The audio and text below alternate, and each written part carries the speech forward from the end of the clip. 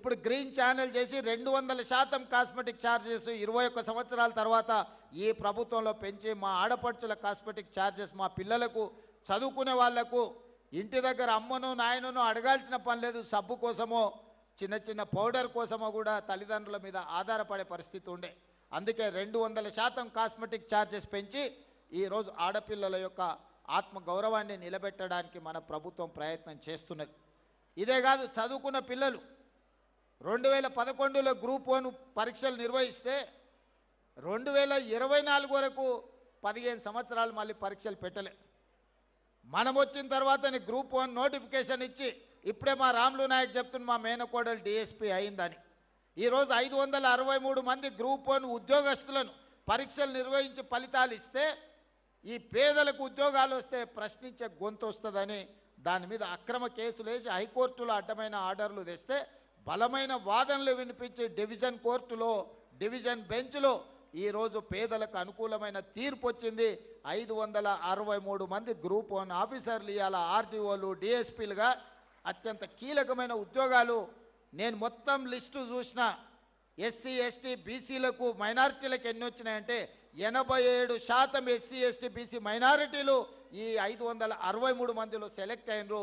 87% ఈరోజు ఆ రిక్రూట్మెంట్స్తోని పేదలకు లాభం వచ్చింది. Group 2, group 3, group 4 teachers recruitment, doctors recruitment, nursing recruitment, ఈ విధంగా 70,000 ప్రభుత్వ ఉద్యోగాలు ఈ 2 సంవత్సరాలలో ఇచ్చినాం.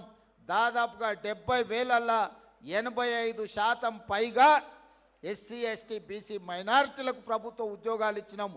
ఒక్కొక్కరి పేరు ఒక్కొక్క ఊరు వివరాలు ఇస్తా. ఎవరికైనా అనుమానం ఉంటే ఇక్కడున్న చదువుకున్న అధికారులతో పాటు ఎవరైనా నేను చెప్తున్న వివరాల మీద అనుమానం ఉంటే ప్రభుత్వం అధికారికంగా లెక్కలిస్తుంది. మీరు లెక్కబెట్టి చూడండి. ఈ ప్రభుత్వం పేదల కోసం పనిచేస్తుంది. ఈ ప్రభుత్వం పేదల అభివృద్ధి కోసం పనిచేస్తుంది. ఒకప్పుడు భూములుండే. ఇందిరాగాంధీ గారు అగ్రికల్చర్ సీలింగ్ యాక్ట్ తీసుకొచ్చి ఇందిరాగాంధీ గారు లంబాడ సోదరులకి ఎస్టీ రిజర్వేషన్లు ఇచ్చింది. ఇందిరాగాంధీ తెచ్చిన అగ్రికల్చర్ సీలింగ్ యాక్ట్ ప్రకారం జాగీర్దారుల దగ్గర, జమీందారుల దగ్గర, భూస్వాముల దగ్గర ఉన్న లక్షలాది ఎకరాల భూములను తీసుకొని 25 లక్షల ఎకరాలను అసైన్మెంట్ పట్టాల రూపంలో ఎస్సీ ఎస్టీలకు భూ పంపకాలు జరిగినాయి.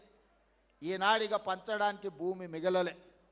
మా యువకులు మా ఆడపిల్లలు జాగ్రత్తగా వినాలి. ఆ పైన ఉన్న వాళ్ళు కూడా మీ తల్లిదండ్రులు మీ తాతలు వ్యవసాయాన్ని నమ్ముకున్నారు. మీ తల్లిదండ్రులు మీ తాతలు తండాలలో గూడాలలో పేదరికాన్ని అనుభవించారు. మీ తల్లిదండ్రులకు ఇందిరాగాంధీ గారు తీసుకొచ్చిన చట్టం ద్వారా ఇందిరమ్మ ఇండ్లు పక్కా ఇండ్లు అన్నప్పుడు మీ గూడాలలో తండాలలో పక్కా ఇండ్లు వచ్చినాయి.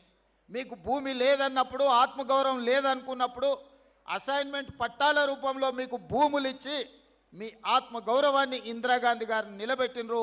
ఇవాళ లంబాడ సోదరులు వాళ్ళ సొంత తల్లిదండ్రులది లేకపోతే తాత ముత్తాతల్ని ఇంట్లో ఫోటో పెట్టుకున్నా పెట్టుకోకపోయినా చాలామంది లంబాడ సోదరులు ఇండ్లలో పోతే ఇందిరాగాంధీ ఫోటో కనిపిస్తుంది. మా రవీంద్ర నాయక్ గారికి తెలుసు, నేను చూసిన. కానీ ఆనాడు ఇందిరాగాంధీ ఇచ్చినట్టు ఇవాళ మీకు భూములు ఇవ్వడానికి ప్రభుత్వం దగ్గర లేవు. ఇవాళ దళితులకు గిరిజనులకు నా సూచన ఒక్కటే. ఆనాడు ఉన్న పరిస్థితుల్లో కాంగ్రెస్ పార్టీ సంక్షేమము అభివృద్ధిలో ఒక విధానాన్ని తీసుకున్నది. ఆ శకం ముగిసింది. ఇవాళ నిజంగా నాకు మీకు భూములు ఇవ్వాలన్నా ఈ ప్రభుత్వం దగ్గర భూములు అందుబాటులో లేవు. ఇక మీరు భూముల గురించి ప్రభుత్వం ఇచ్చే ఏదో సంక్షేమం గురించి ఆలోచన చేయకండి. ఈ ప్రభుత్వం మీకు చదువు ఇవ్వదలుచుకున్నది. ఈ ప్రభుత్వం మీకు సంక్షేమం కాదు, సంక్షేమంతో పాటు మీకు చదువు ఇవ్వదలుచుకున్నది. నా సూచన ఒక్కటే, ఇక్కడికి వచ్చిన పిల్లలందరికీ చదువుకోండి, బాగా చదువుకోండి. చదువుకోవడానికి ఏం కావాలనో నన్ను అడగండి. మీరు డాక్టర్లు అవుతారా, మీరు ఇంజనీర్లు అవుతారా, మీరు ఐఏఎస్లు అవుతారా, మీరు ఐపీఎస్లు అవుతారా, మీరు ప్రొఫెసర్లు అవుతారా, ఈ దేశాన్ని మీరు ఏలడానికి ఏమవుతారో చెప్పండి, నేను మద్దతు ఇస్తా. మేమేమీ చేయం, ఇంటి దగ్గర ఉంటాం, మాకేదన్నా భూమి సార్, లేకపోతే మాకేదో చిన్న చిన్న వ్యాపారాలు చేసుకుంటాం అనేది వదలండి. లంబాడ సోదరులలో చైతన్యం ఉంది. లంబాడ సోదరులకు ప్రపంచం గురించిన అవగాహన ఉన్నది. నేను చెప్పేది ఒక్కటే, యుక్త వయసులో తప్పుదారి పడితే జీవితకాలం బాధపడతారు, మీ తల్లిదండ్రులకు భారం అవుతారు. కానీ ఈ వయసులో కష్టపడితే, ఈ వయసులో మీరు చదువుకొని, చాలామంది ఈడ ముందు వరుసలో అధికారులు ఉన్నారు. అధికారులు ఎవరున్నా గుర్తించి వాళ్లకు వివిధ శాఖలలో కీలకమైన హోదాలు ఇచ్చిన. ఎందుకంటే ఆ స్ఫూర్తి మీకు రావాలి. అరే మా వాడు ఈఎన్సీ అయిండు, మా వాడు సింగరేణికి సిఎండి అయిండు, మా వాడు ట్రైకార్కి చైర్మన్ అయిండు, లేకపోతే మా వాడు వివిధ కార్పొరేషన్లకు చైర్మన్లు అయినరు, మా వాళ్ళు ఎమ్మెల్సీ అయినరు, ఎంపీ అయినరు అంటే చదువుకోవడం వల్ల ఈ అవకాశం వచ్చిందని భవిష్యత్ తరాలకు, ఈ యువతరానికి అవగాహన ఉండాలి అని చెప్పి మీ వాళ్లకు వివిధ అత్యంత కీలకమైన హోదాలు నేను ఇచ్చిన. అందుకే భూముల గురించి, అందించే తాత్కాలిక సంక్షేమం గురించి ఆలోచన చేయకండి. మీరు భవిష్యత్తును నిర్దిష్టంగా నిర్ణయించుకోండి. మీరు డాక్టర్ అవ్వాలనుకుంటున్నారా, మీరు ఇంజనీర్ అవ్వాలనుకుంటున్నారా, మీరు లాయర్ అవ్వాలనుకుంటున్నారా, మీరు ప్రొఫెసర్ అవ్వాలనుకుంటున్నారా, ఒక గొప్ప చార్టెడ్ అకౌంటెంట్ కావాలనుకుంటున్నారా, లేకపోతే సినిమా రంగంలో రాములు నాయక్ గారు చెప్పినట్టు గొప్ప టాలెంటెడ్ మంగ్లీలు కాదలుచుకుంటున్నారా, మీరు ఆలోచన చేసుకొని మీరు ప్రొఫెషన్ ఎన్నుకోండి. డైరెక్షన్లెస్గా ఉండకండి.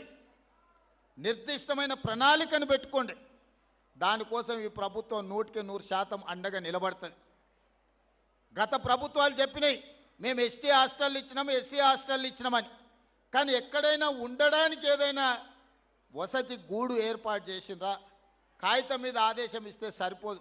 అందుకే ఈరోజు ఎస్సీ, ఎస్టీ, బీసీలకు, మైనారిటీలకు ప్రతి నియోజకవర్గంలో young India integrated residential schools 25 ఎకరాలల్లా 200 కోట్లతోని, 100 నియోజకవర్గాలల్లా 20,000 కోట్లతోని 25 ఎకరాలలో ఈచ్ క్యాంపస్ ఈరోజు మనము నిర్మాణం చేస్తున్నాము. ప్రతి స్కూల్లో 2,500 మంది పిల్లలు చదువుకుంటారు. అట్లా 100 బాలురకు 100 బాలికలకు 200 young India integrated residential schools కట్టదలుచుకున్నాము. నాణ్యమైన విద్యను మీకు అందించదలుచుకున్నాం. చదివే మీ భవిష్యత్తును మారుస్తుంది. చదివే మీకు సమాజంలో గౌరవాన్ని తెచ్చిపెడుతుంది. నిన్నగాక మొన్న నా ప్రభుత్వం చేసిన సిపెక్ survey, social economic education employment political and caste survey చేసినప్పుడు ఆశ్చర్యకరమైన ఫలితాలు వచ్చినాయి. సర్వేలో పేదరికం కనిపించిన వాళ్ళకు భూమి లేక పేదరికం రాలే, చదువు లేక పేదలుగా మిగిలిపోయారు. కొన్ని సామాజిక వర్గాలకు 20, 30, 40 ఎకరాల భూమి ఉంది, కానీ వాని ఇంటి దగ్గర పరిస్థితి బాగాలేదు. ఆనే గొర్రెలు, ఆనే బర్రెలు, వాటి మధ్యలోనే వాళ్ళు కూడా ఉంటున్నారు. వాళ్ళకి ఎందుకు అనంటే అక్షరం అనేది తెలవకపోవడం వల్ల, ఆ కుటుంబాలు చదువుకోకపోవడం వల్ల వెనుకబాటుతనం అనేది, పేదరికం వేరు, వెనుకబాటుతనం వేరు. గొప్పగా చదువుకున్న ప్రొఫెసర్ కాసింకు మరి భూమి ఉందో లేదో